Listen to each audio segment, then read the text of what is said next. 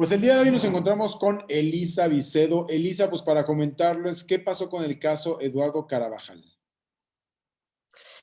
Hola, ¿cómo estás? Un gran saludo a todo el mundo en el foro. Pues mira, el día de hoy terminamos con la parte de lo que es el abuso sexual.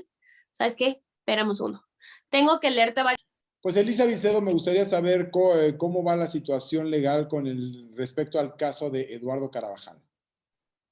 ¿Cómo estás, Marco? Qué gusto saludarte a ti y a Maxine y a todo el mundo que está viéndonos o escuchándonos el día de hoy en la radio. El caso de Eduardo Carabajal, en este momento, todo lo que tiene que ver con lesiones dolosas quedó cerrado el día de ayer, día lunes.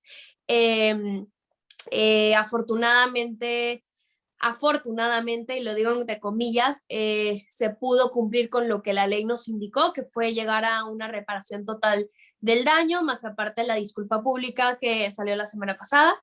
Y con eso, pues un poco queda limpio mi nombre, ¿no? Que era lo que mucho tiempo se puso en tela de juicio si yo estaba diciendo la verdad, si yo estaba diciendo mentiras. Por otro lado, sigue abierta la carpeta de violación, que de Oye, hecho me gustaría... antes nada Sí, más de eso, ¿en qué consistió lo de la reparación del daño? mira, la reparación del daño debería ser una reparación integral. Pero en este caso, para lo que es la fiscalía, la reparación del daño consiste en dinero. Entonces fueron 400,000 pesos que se le pagaron a mis abogados, porque ellos estuvieron trabajando pro bono casi 16 meses. Entonces, el dinero que se pagó se fue para ellos. eh, y es una cosa que todas las víctimas, mujeres y hombres de nuestro país que han pasado por una situación similar pueden pedir, y es más, es una obligación de la justicia mexicana el otorgarles la reparación del daño. Es como lo mínimo que se puede dar, sobre todo por ser una lesión leve. Como ustedes pueden ver, sigo teniendo la cicatriz y bueno, ustedes saben que me hicieron una reconstrucción macizo-facial y todo eso, pero como no fueron para ellos... el golpe no fue tan duro, vaya, no me dejaron moribunda, básicamente. Ujú, ujú. Entonces, no apelaba para que fuera de 2 a 5 años de cárcel, pero en la Constitución sí dice que por una cosa de lesiones dolosas como lo mío, tendrían que haber sido de 2 a 5 años de cárcel, pero como dice bien mi amiga Tefi Valenzuela en sus clases de leyes, que no sé si las vieron por ahí, y Ujú. lo explica muy bien, no hay forma alguna de nosotros vencer el sistema como mujeres y como víctimas. Y el día de hoy, pues justo eso estoy tratando de dejar atrás un poco, ¿no? La imagen de víctima y más bien esta imagen de la mujer que se ha compuesto de todo lo que le ha pasado. Oye, ¿y ese dinero ya lo depositaron a tus Ya, abogados? ¿Ya? ya, fíjate que normalmente como funciona es que se dan 6 meses de una suspensión provisional de proceso, pero en este caso, como llevamos tanto tiempo con este caso, en junio cumpliríamos 3 años, el 24 de junio fue cuando fue el golpe, entonces la jueza, que fue la misma que nos había mandado a suspensión provisional de proceso, valga la redundancia, hace casi un año y medio, nos tocó la misma jueza que en algún momento como que puso en pausa el caso, fue la misma que retomó el caso y fue la misma que ahora sí que dio justicia dentro de los parámetros que puede dar justicia a la ley de mexicana, ¿no? Ahora, continuando con lo demás que nos ibas a dar lectura, ¿qué viene? Entonces, ¿qué sigue ahorita? Después. Bueno, lo que sigue es, hay una denuncia por violación de mi parte, como yo lo he hablado en innumerables ocasiones, yo fui violada el 16 de marzo del 2000, el 20 de marzo del 2016, el 16 de marzo del 2016 fue cuando yo me encuentro con Eduardo Carabajal, y es cuando él entra en mi vida y bueno, pasa todo esto que fue un acoso laboral y fue un momento terrible en mi vida, que hoy por hoy lo puedo contar como una sobreviviente al final del día, pero sí hay una carpeta abierta sobre el tema y me gustaría compartirles a ustedes el número de esto, perdón. Es 012-07-03-2018-0A. Esa es solamente la mía. Y lo quiero rectificar porque la señorita Ana María Alvarado había dicho la semana pasada que mi carpeta por el delito de violación había sido desestimada. Y una carpeta no puede ser desestimada a menos que el presunto violador, como se le conoce en nuestro país, haya pasado por la orden de aprehensión, vinculación a proceso, audiencia inicial, audiencia intermedia, juicio, y después en el juicio se le haya dado clasificación de culpable o inocente. En este caso, no se ha desestimado el caso porque nunca hemos llegado hasta ahí. Yo he pedido 2 veces la orden de aprehensión, ninguna de estas 2 veces me ha sido otorgada.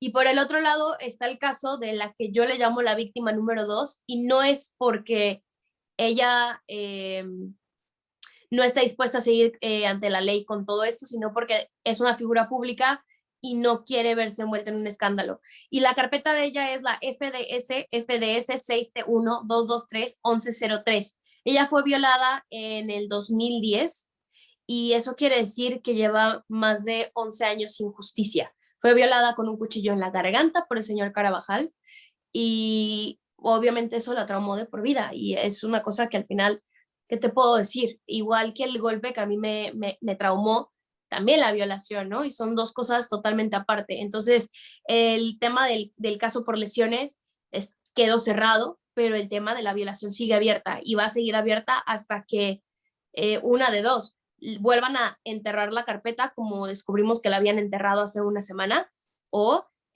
un ministerio público se encargue de ella, ¿no? Oye, por ejemplo, en este caso, ¿denunció también esta víctima? Sí, claro, ese es el número de su carpeta. Ella denunció en el 2010. Ella en ese momento no sabía el apellido de él, entonces de hecho hizo un retrato hablado sobre él y a pesar de eso no pasó nada.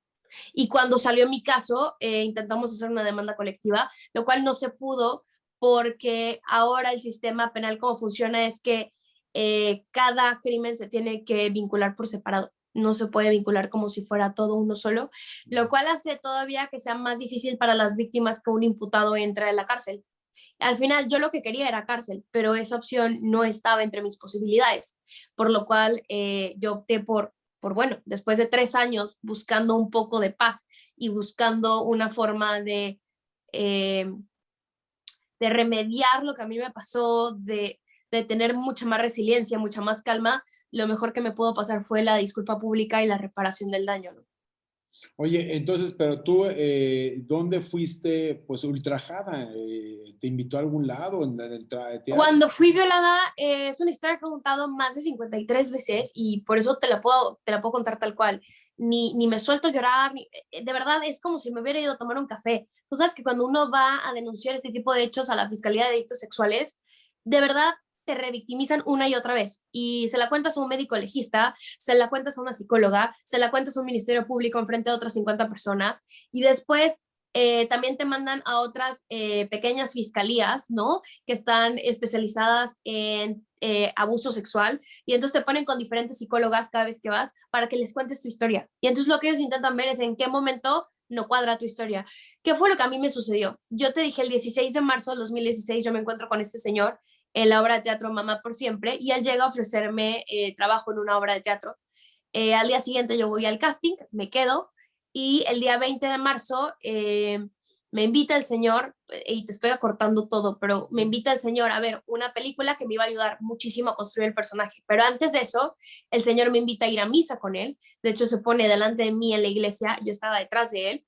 Y era un domingo de Ramos, cosa que jamás se me va a olvidar. De hecho, hasta el día de hoy, el domingo de Ramos para mí es como cruz, ¿no? O sea, yo no, hay cosas que no se olvidan, vaya, a pesar de que hayan pasado 5 años. Cuando terminó la misa, él me dijo que me iba a enseñar un confesionario que era justo la réplica del confesionario que íbamos a tener en la obra de teatro, porque la obra de teatro se trataba de un sacerdote que violaba a una chavita de 13 años. Que en realidad cuando lo ves hoy por hoy, te está contando un poco de la vida del mismo señor. Y después de eso fuimos a una pizzería que estaba enfrente, pero todo esto fue en un tono laboral. Hay que entender que en el medio donde yo crecí, yo llevo 21 años en esta carrera, es normal. Uno va a casa de productores, uno va a casa de directores, uno va a comer.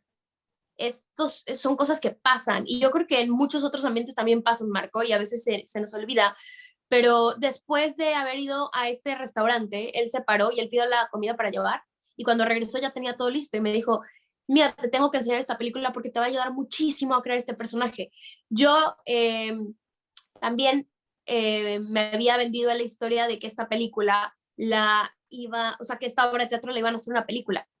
Entonces, claro, pues mucho más emocionada. Yo no había hecho cine desde Malos Hábitos, solamente había hecho telenovelas. Y el personaje me parecía un personaje que tenía mucho jugo y tenía 19 años y a los 19 años también eres bastante ingenuo. Esa es una realidad. Uno piensa que sabe mucho del mundo y me había salvado de muchos lobos de mar, por no decir nombres, en una empresa donde se daba mucho este tipo de acoso, ¿no? Así que nunca te esperas de alguien que todo el tiempo te trate como la niña, la niña, la niña, que de repente se vaya a convertir en un tigre que te arruine la vida. Y así fue lo que pasó. Y después yo seguí trabajando con el señor por 3 meses porque no tenía el coraje, las agallas para renunciar, primero que nada, y segundo, la Pero, culpabilidad que yo sentía era muy grande, ¿no? pero entonces ahí ya dentro de su casa pasó lo que esta parte Pasó la violación, correcto. No estoy entrando en detalles porque Sí, en no, no, realidad no, no, no, no no, tengo ni no idea. tengo como, me siento en este momento en mi vida, sí he entrado en detalles muchas veces, pero me siento como que me ha costado tanto esta paz como para ahorita en este momento No, moverla y sobre todo que siento que hoy he tenido como un gran día. Al final, el yo como víctima de una agresión sexual que sé, y eso es una cosa que puedo decir, sé con certeza que no va a pisar cárcel, porque lo estamos viendo con el caso de Dani Berriel, que también ahora es amiga mía. Estamos viendo que realmente es muy complicado en México que, hay- que haya justicia, que haya dignidad para la mujer, que haya tan siquiera comprensión hacia lo que se vive, ¿no? Y el Código Penal y la Fiscalía de Delitos Sexuales piden una víctima perfecta. Y la cosa es que no existe una víctima perfecta. Cada mujer es única y cada una procesa un duelo de una forma diferente y cada quien tiene un tiempo. Y, y bueno, por eso en mi caso fue tan sonado porque fue el primer caso de México donde a una mujer la golpearon en un parque, que fue el Parque Hundido, enfrente de 500 personas, todo el mundo lo grabó, todo el mundo lo sacó al día siguiente y todo el mundo también se me fue encima pensando que yo había tenido algo que ver para que un partido político ganara y no fue así. De hecho, el señor estuvo hasta el programa Maxine Woodside contando falacias sobre mí. Y me da gusto que el día de hoy hayamos podido platicar y que se pueda limpiar un poco esta parte, porque en algún momento me sentí revictimizada, pero yo siempre he entendido que hay que darle la palabra a ambas partes, porque al final eso es lo que es la comunicación, eso es lo que es el medio del espectáculo, ¿no?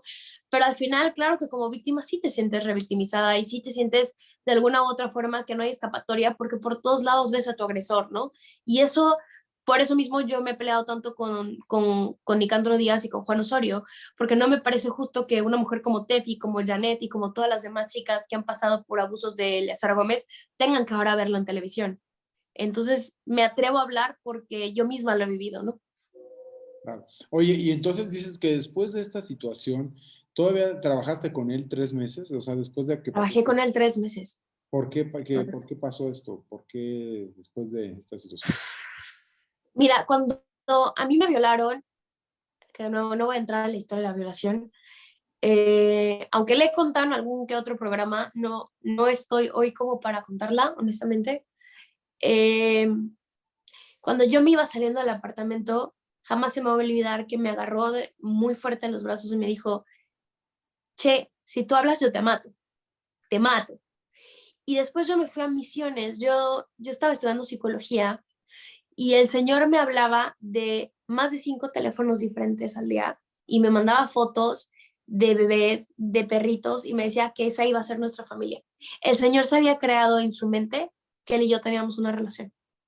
Cuando yo regreso a Ciudad de México, me acuerdo perfecto que estaba en clase de psicoanálisis y saqué a una de mis compañeras conmigo y yo no podía ni siquiera contestar el teléfono el miedo que le tenía al señor. Y la gente que estaba alrededor de nosotros sabía que había mucha tensión, sabía que algo había pasado, pero nadie fue para meterse. Y ahí está cuando te das cuenta que México era otro en el 2016. Nadie se metió. Es más, hay una parte donde Gabriela Sass, una actriz, dice, yo me acuerdo que te encontré llorando en las escaleras y no entendía por qué estabas llorando tan mal y me acuerdo que hablé con él y le dije que por qué no te despedía. Y al final lo que ella no entendía era que él es un psicópata y él es un narcisista que se alimenta de ver a una mujer como yo sufrir o como cualquier otra mujer. Y al final yo siendo una niña, porque al final parece que no, pero a los 19 años eres una niña. Eres una niña con cuerpo de mujer. Y quien tiene hijos lo sabe. Crees que sabes todas las técnicas del mundo, pero en realidad no conoces que existe. Y de repente te encuentras realmente con la maldad. Entonces, cada vez que yo tenía que dar función y me violaban en el acto, me acuerdo que yo salía y el grito que daba era el grito que a mí me hubiera gustado dar cuando yo estaba siendo violada, pero el problema es que a mí me habían drogado, igual que a la otra chica. Y no solo somos nosotras dos, hay otras 8 víctimas más que desafortunadamente tienen tanto miedo que ni siquiera han podido salir a hablar y ni siquiera se atreven a denunciar. ¿Pero es de la misma persona? Claro, de la misma persona. De hecho, salió Milerna Siena, que yo ya conocía su caso. Hay varias chicas, si yo te mencionara los nombres de cada una de ellas y las historias de cada una de ellas, te vas para atrás. El caso de Milerna es horrible. A ella la agarró fuera de un Oxxo en la Nápoles, se la subió a una camioneta y la obligó a que le diera sexo oral mientras la tenía agachada en el coche. Él se sacó la bragueta, ella se tuvo que salir del coche. Son cosas horribles, o sea, al final no es fácil y creo que por eso mismo yo no me atrevo a veces a contar mi propia violación, porque cuando me acuerdo de ella, la última vez que yo la conté, te juro que mi esposo tuvo que venir aquí a levantarme, sacarme y llevarme a la cama, porque hace mucho tiempo que no la contaba. Y hay cosas que a veces el cuerpo no olvida. Ujú, ujú, exacto. Oye, y ahorita este proceso, entonces, ¿en qué va? Pues el proceso del caso de violación va en que estamos esperando a ver si en algún momento un juez de control o un ministerio público eh, mandan pedir la tercera orden de aprehensión y ver si la aceptan. Porque por el momento Eduardo Carabajal queda sin antecedentes penales, solamente queda un registro de lo que me hizo, de lo del golpe, y pues no sé si han visto las fotos de él entrando el día de ayer a la audiencia y todo esto, pero al final, por supuesto que no es un hombre arrepentido. Él no tiene, o sea, el señor, perdón, pero no tiene vergüenza, no sabe qué es aparte la empatía, no sabe qué es la solidaridad. Y por supuesto que la arrogancia del señor ni siquiera le permite sentirse mal o culpable. Yo creo que se han sentido más culpables las víctimas de él, de abuso sexual, que el propio Eduardo Carabajal. Y yo lo único que quisiera invitar a la gente con esto es a que no se quede calladas y que si hay más mujeres que han sido víctimas de él, salgan y hablen. Hasta el día de hoy tenemos un poco, se nos ha sumado el apoyo del diputado Sergio Mayer, eh, a quien yo la verdad es que de política, de nuevo, no tengo nada que ver, pero si alguien se te acerca a ayudar, yo creo que, híjoles, bienvenido seas. Perdón, más cuando llevas tantos años como yo esperando justicia, ¿no? O sea, al final, mira cuántos años yo llevo esperando una orden de aprehensión. Y no solo yo, mira cuántos años tiene esta otra chica esperando una orden de aprehensión, 11 años. Pero él ya fue juzgado por este delito, porque dicen que de acuerdo a la Constitución no pueden ser juzgados por el mismo delito una segunda ocasión, o no, o cómo está esto. Nunca ha sido juzgado por los delitos de violación, porque para que sea juzgado, primero tendría que haber una orden de aprehensión y nunca han sacado la orden de aprehensión contra él. Algo pasa con las carpetas, se desaparecen, nunca han sacado una orden de aprehensión contra él. Yo le he pedido 2 veces, las 2 veces me ha sido denegado. Oye, ¿y qué intereses debe de haber como para que la autoridad no haga su trabajo como debe ser? Pues ahí mismo es lo mismo, o sea, es lo que yo me pregunto. Imagínate si en mi caso de golpes había un video, había testigos y había todo lo necesario para cerrar el caso en menos de un mes, y te estoy hablando que estoy teniendo justicia a 2 años y medio después. ¿Tú qué piensas que está de por medio ahí? Sí, es que es muy, muy extraño, como dices, si presentaste todas estas situaciones, que las autoridades ignoren ya lo que un expediente, ¿no? Son 2 expedientes, ¿no? Y te acabo de decir los números no mienten. O sea, 012-07-03-2018-0A es el de mi violación. FDS 6T1-223-1103, el de esta chica del 2011, cuando ella fue otra vez a reactivar la suya. O sea, fue violada en el 2010 y todavía en el 2011 fue a retomar su caso. Y hasta el día de hoy las autoridades no le han dado nada a ella, ni a mí. Al final el caso de violación sigue abierto. ¿Qué es con lo que me quedo yo? Que hasta el día de hoy yo puedo decir, mi nombre está limpio, Eduardo Carabajal sí es un golpeador, y quizá siempre va a ser un presunto violador, pero el presunto no se lo quita a nadie hasta que no haya pasado por todo el juicio. Y el golpeador tampoco, porque ya lo aceptó. Ahorita, ¿qué sigue entonces para ti de manera legal? ¿Hacia dónde va este juicio? A esperar qué es lo que el Ministerio Público puede hacer. En este momento nosotros ya nos hemos amparado, la carpeta ya se movió la semana pasada y estamos en espera de ver qué puede pasar. El diputado Sergio Mayer ahorita está encargándose un poquito de eso, junto con la carpeta de la otra chica, y estamos en este momento invitando a las demás chicas que no se han atrevido a hablar, o hay muchas que se han atrevido a hablar, que le tienen miedo y que no tienen ganas de ir a denunciar, pero con una más que saliera, con una Marco, podríamos refundir a Eduardo más de 20 años en la cárcel. O sea, ¿cuántas personas se necesitaría para esto? En este momento necesitaríamos ser 3. Imagínate. Hay más, pero el problema es que es muy fácil cuando uno ya tiene la voz, cuando uno ya pasó por todo esto, salir a hablar. Imagínate, la otra víctima también es una figura pública y no sale a hablar. No es tan fácil salir a hablar, por eso yo le aplaudo a Tefi, por eso yo le aplaudo a Daniela. No es fácil salir a hablar. ¿Y has hablado tú con esta otra víctima para decirle que Claro, nosotros tenemos contacto, de hecho tenemos un grupo todas nosotras desde el 2018, imagínate, y hemos estado en contacto todas.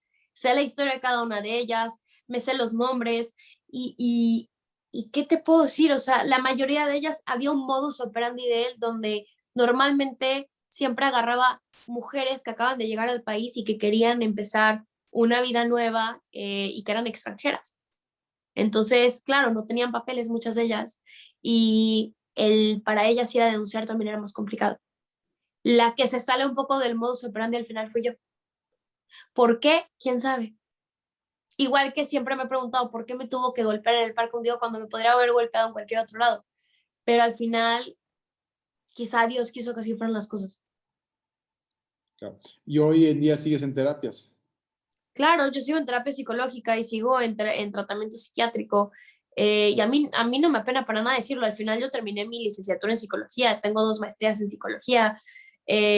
No practico actualmente mi carrera porque me dedico todavía a la actuación y a la escritura y todo esto, pero claro, yo sigo medicada, tomo todas las noches mi clonazepam y tomo todas las noches mi sertralina, mi antidepresivo, mi ansiolítico, sufro todavía eh, de pesadillas.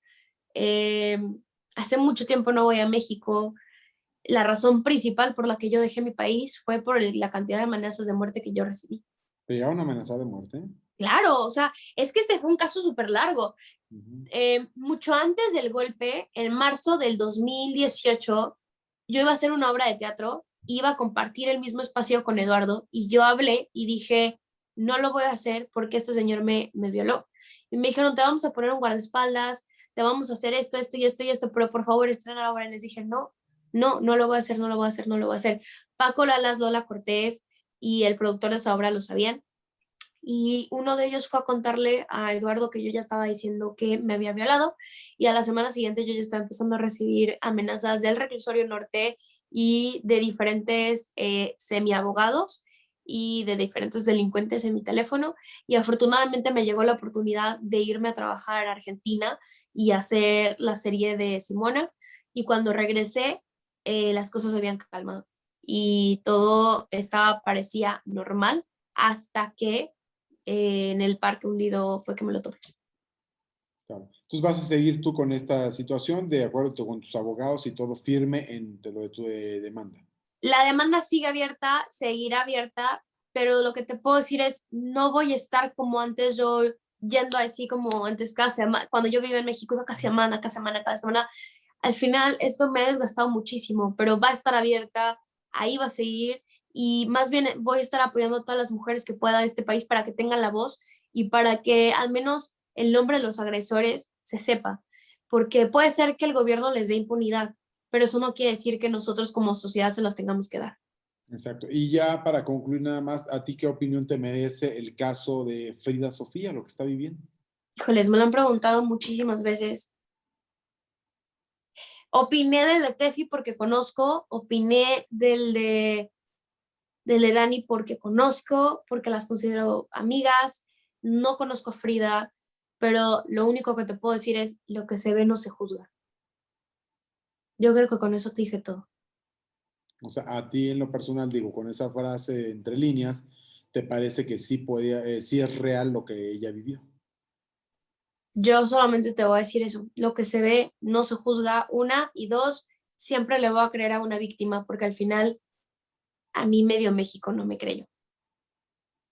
¿Qué Y tendría? mira, Sí. hoy estoy en el otro lado, hoy estoy del otro lado, ahora sí que del charco, y la gente que no me creyó, pues se equivocó. Al final, como decían, sus lágrimas de cocodrilo, su tal, pues habrá sido lo que tú quieras, pero que no mentí, no mentí. Y no conozco el caso de Frida, no tengo el placer de conocer a nadie de su familia o ni nada por el estilo, pero si alguien está contando este tipo de historias, yo creo que es importante que las escuchemos y que las escuchemos con corazón abierto. eh, y yo siempre le voy a creer a la víctima. De acuerdo a tu experiencia, ahorita que ella pues está tan lastimada con todo lo que pasó y es normal, que tú, por ejemplo, qué comentario podrías hacerle como para que se pueda apoyar ella, quizás a lo mejor a nivel terapia o algo para poder... Yo creo que todas las mujeres que hemos sufrido, y no me voy a enfocar en ella, pero cualquier mujer que ha sufrido una violación necesita fuerzas terapia. Es muy complicado el sanar todo esto solo y al final sí tenemos que llegar a un punto donde se dé el perdón hasta el imputado. O sea, yo hasta el día de hoy no lo digo tal cual, pero una parte de mí, claro que perdono a Eduardo, porque al final, si no perdono, no suelto y no puedo avanzar. Yo el consejo no va para Frida, va para todas las mujeres de México que han pasado por una situación similar.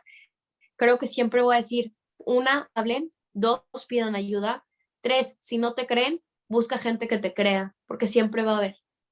Y, el siguiente consejo sería, si estás teniendo ansiedad, si estás teniendo síntomas de depresión, ve con un especialista, ve con un psiquiatra, ve con un psicólogo, porque está bien sentirse mal y porque es válido.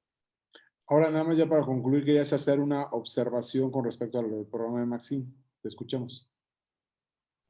Bueno, yo no, lo único que quería decir es que agradezco muchísimo como el espacio y agradezco que me hayan dado la oportunidad de regresar. Hace muchos años que no estaba aquí. En algún momento, no te voy a mentir, me sentí mal cuando Eduardo tuvo como esta plataforma para hablar, pero entiendo que como medios de comunicación tengan que dar como ambos, pues sí, ambas historias, pero en algún momento sí me sentí obviamente revictimi revictimizada porque al final estaba oyendo calumnias hacia mi persona, ¿no? Pero me agrada saber que Maxine está con las mujeres y que lo que quiere es ayudar y al final del día se lo agradezco que el día de hoy todos a veces cometemos errores y no lo digo ella, sino el programa en general, a todos nos puede pasar y entiendo que era por una cosa de darle la voz a las dos partes y no tanto por darle voz a un agresor, ¿no? Sino que eso es pues más bien digamos que como uno lo vio, ¿no? Como uno lo vivió. Y yo supongo que hablando de Frida, pues un poco se sentirá así, ¿no? Pero sin entrar en detalles, creo que se puede sentir también ella así, si es que lo que ella platica, eh, pues no lo ha cenado, ¿no? Exacto. Pues muchas gracias, querida Elise. Vamos a estar en el pendiente y en Gracias a ti. contacto. Gracias por tu tiempo. Gracias. No, ¿de qué? Muchas gracias, cuídate mucho y nada, lo siento, me trabé muchísimo, no sé por qué, nunca me pasa, pero me trabé No, muchísimo. estás muy O sea, se bien. me fue el hilo, Te lo agradezco mucho. siento. No te No, apures. ¿de qué? Muchas gracias, ha sido un día largo. Buen Hasta día. luego. Bye.